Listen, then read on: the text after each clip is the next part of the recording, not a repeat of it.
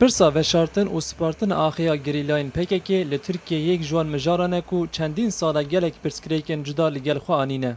Di wan salan da ku proseya aştiyê li Tirkiyeyê berdewam bû, ew malbatên kesekî wan di şerê navbera PKK û artêşa Tirkiyeyê de canê xwe ji dest dabû, bi muhleta fermî cenazeyên xwe werdigirtin û li warên xwe dispartin axê. Lê piştî bidawîbûna proseya aştiyê rewş bi tevahî hat guhertin. Melmalatiyayê ew tespît kir em çûn loyê tawî devlet qelanî me ew tespît kir. Hem çû meloy derxist yani bi evkî devletî yani bi izni devletî mebre evkî.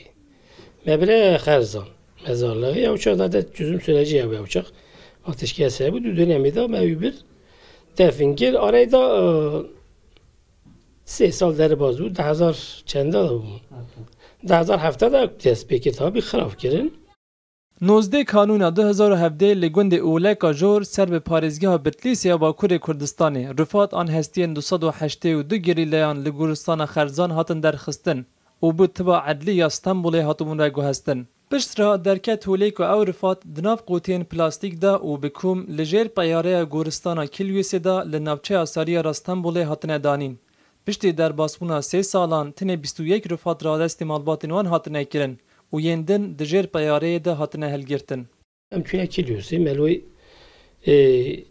gotum meqbere yani. Ecvacê çû mijî ku heqem kene nav meqbera lê alaxoy meqberetî bevtine meqberîne. Akî kaldırme binê meqbera da rêyekî yani. Bina rêyek kaldırme.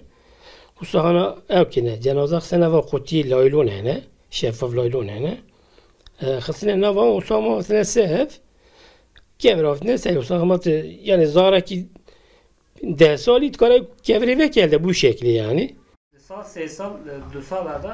Malbatên ku rifatên zarokên xwe wergirtine û li warê xwe spartine axê ji wê yekî nîgeranin ku careke din ew rifat ji goran bên derxistin an ji gorên wan bên têkdan. Kurabê min aynî rojê da jena xwe destan wan rojek de bû. Me got bir her kurab hev dibin çünkü sonuçta malbat et ve derê piskirik tine doy derê nehîstin doy derê 5 metre arêda hindin.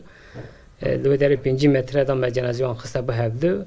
Anha mezarê ê Kurabê min navê wî da jî navê wî bixwe navê Kurdî ser bû ew jî xira kirin kêlê wî jî xira kirin. Niha me cenazê xwe biriye li wê derê niha qagiya me mezan me em çêkin acaba disa xira kin. Ev bû yer bû sedema gelekî nerazîbûnan û Partiya Demokratîk a Gelan HDP derbarê avayê veşartina wan rifatan da ya deştek pêşkêşî serokatiya Parlamentoya Tirkiyeyê kiriye û daxwaza pêkanîna komîsyonekê dike bû derbarê wê mijarê da lêkolînê bike.